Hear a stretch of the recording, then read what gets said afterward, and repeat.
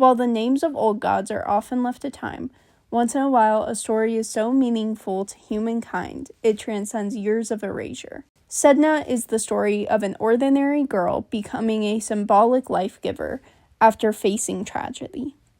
The myth that once guided the Inuit through survival now guides them and many others through their love of preserving nature, and is a symbolic representation of overcoming tragedy. Before we get into the tale of Sedna, we have to talk about the people who believed in her. The term Inuit is a broad descriptor for multiple indigenous groups that live in the Arctic and subarctic regions. Overstate how many different groups fall under the Inuit category. Some believed in Sedna, some did not. In Canada alone, there are 8 distinct recognized ethnic groups that fall under the term Inuit. So what do all these groups have in common? Their home region has sparse foliage, unforgiving cold, and ever-changing weather, making things like farming next to impossible. Rely primarily on hunting as their source for food and other resources. Many Inuit are hunter-gatherer groups, moving to the sea ice during the winter and back inland in the summer. Year after year, and hunt after hunt, belief began to develop. The belief that all living and non-living things have a spirit became integral to Inuit cultures.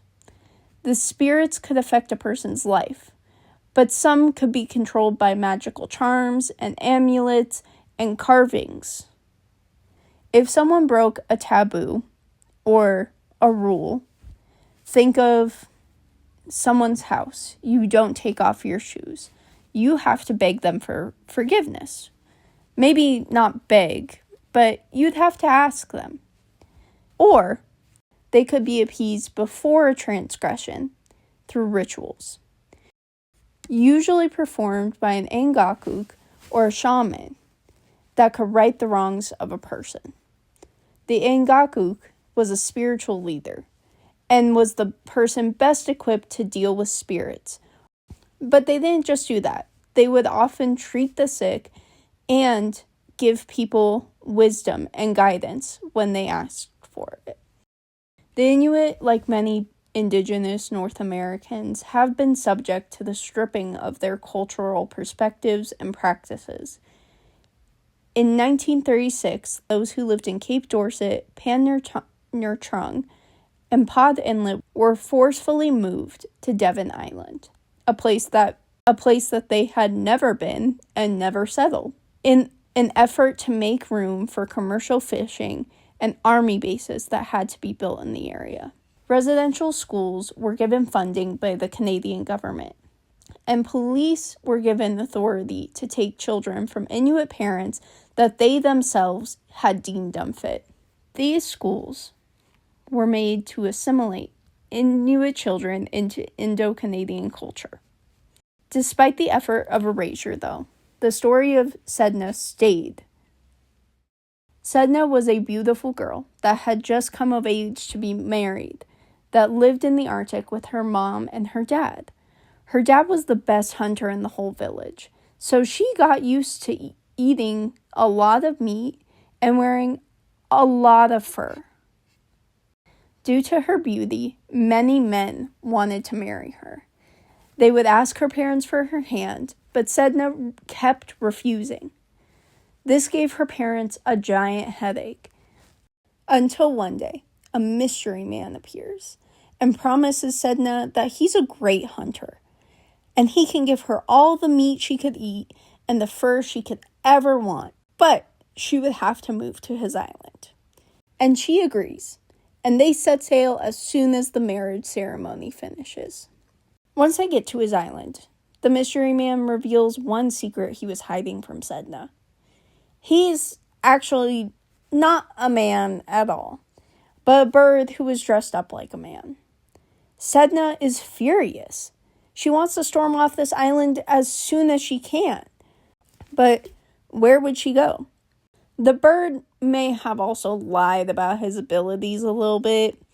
I mean, he was a bird. So he was great at hunting fish, but not much else. So all Sedna ate was fish. All day, every day, for every meal. Some time later, her dad decided to visit Sedna at her new home. But once he gets there, he sees his daughter is miserable. Out of pure rage, he kills the bird. He then loads Sedna up into his kayak and begins paddling back to their village. At the same time, the bird's friends decide they want to go visit the bird. Once they got there, though, they found their dead friend, and they declare revenge on Sedna. When they find the kayak that Sedna and her dad are on, they start violently flapping their wings, causing a storm to form around the boat. Fearing that the stormy waters could knock over the boat, Sedna's dad is left with a choice. A. Start paddling as fast as possible to get out of there. They might risk the boat, but at least him and his daughter have a possibility of both making it out alive. B. Admit that he was the one who killed their friend, saving Sedna's life by offering his own. Knock that girl out of the boat, and just go home. It's C. He knocked Sedna out of the boat, hoping the birds would stop the storm. Her dad didn't want to die, especially not drowning in the ice-cold water, but Sedna clung to the side of the boat. In fear of Sedna tipping the boat in the icy, cold, stormy water, her dad began to cut off her fingers at the joint. As each finger touched the water, it turned into a different animal. First a seal, then a walrus, and then a whale. Losing her grip, Sedna sank to the bottom of the ocean and became the great spirit of it, her legs turning into something resembling a fishtail. The animals of the ocean nesting away in her long flowing locks, only released for the Inuit to hunt when Sedna was not actively offended. If a taboo was broken, an Angakuk would have to go and hear her complaint, and then get the offender to apologize. Otherwise, Sedna would hold the animals of the ocean in her hair indefinitely. To the Inuit group, who primarily had to hunt on the sea, Sedna was the most powerful spirit, and keeping her happy was the key to survival. As we discussed earlier, the Inuit are made up of many groups, distinct ethnically, culturally, and linguistically. We'll just do a brief rundown with the reoccurring themes from various myths. In the myth from the Labrador Mute, in their telling, a woman willingly marries a dog. Her father is so embarrassed, he decides to take her on a faraway island. In the ride over, he's so angry, he throws her overboard and cuts her fingers off when she tries to grab on. Her fingers, notably, transformed into a walrus, seal, and a polar bear, where she then also fell into the sea. In the northern Baffinland tradition, Sedna once again marries a bird that promises to be a great hunter. But in this version, she knows that he is a bird before she marries him. And sometimes it's often after the telling of her willingly marrying a dog, who in this version she has kids with. The story otherwise is the same. Sedna, regardless of variation, is always presented as a woman who is just coming of age, who disobeys the social norms of her community, specifically in regards to marriage. In our more general tale, she refuses to marry. She doesn't let her parents make the choice to give her away. In the other tellings, she willingly marries animals, not men. Despite this, her death is tragic and unfair, and usually at the hands of her very own father.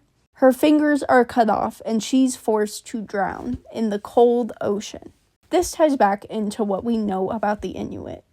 The Inuit believe everything has a spirit. So to treat something so unfairly is an open sign of disrespect to every other spirit. So his open disrespect for not only her spirit, but sometimes the disrespect to the spirit of the bird or the dog, even if they have done something wrong. And in some poetic justice, Sedna is transformed into a greater spirit, not controlled by charms, but one that has to be respected in order for people to live.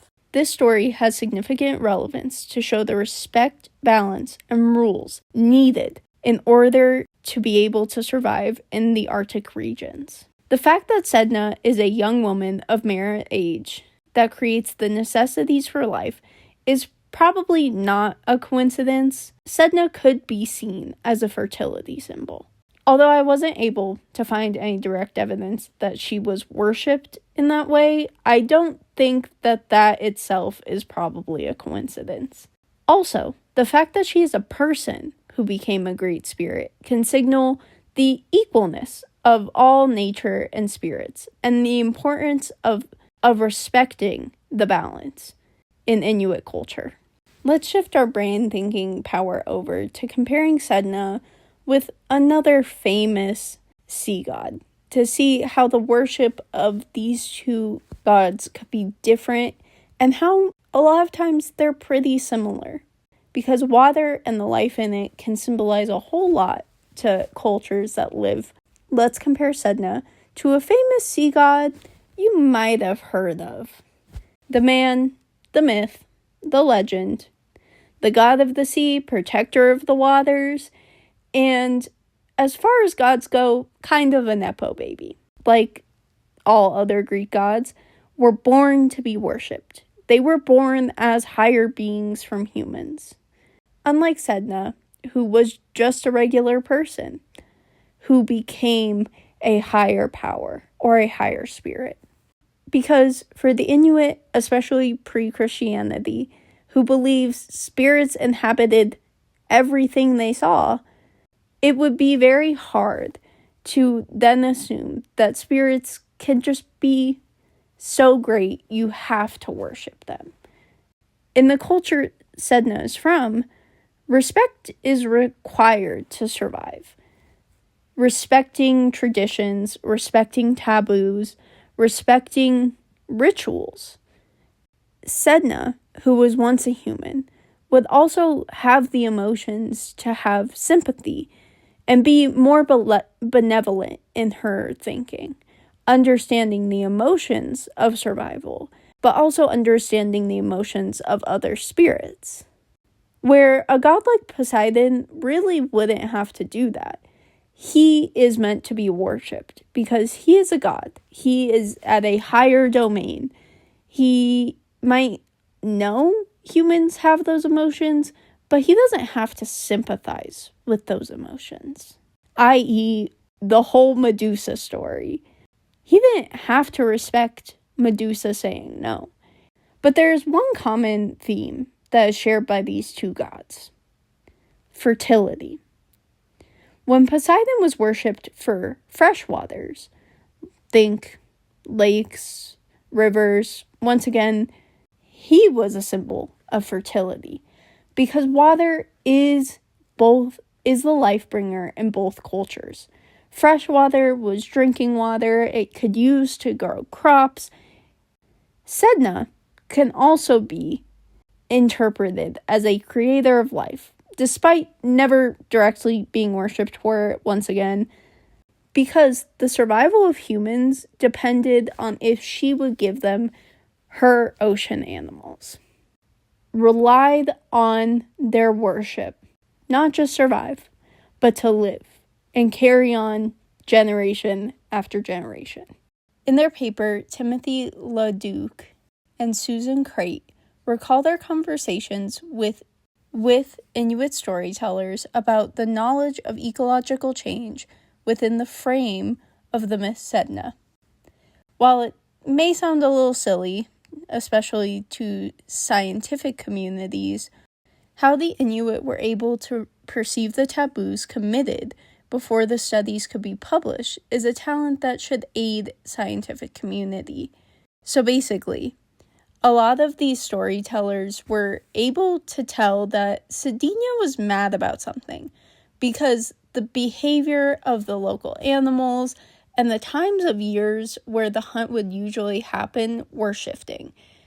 Hopefully, this kind of treatment can kind of remind you about the schools in the beginning of this video and the forced assimilation into Indo-Canadian culture erasure that has happened, the looking down upon on these ideas and people who think within the framework of these myths. But Sedna is still prevalent today, despite all of that. In 2019, a sculpture made by the Inuit artist Bart Hanna was revealed in the Canadian Parliament.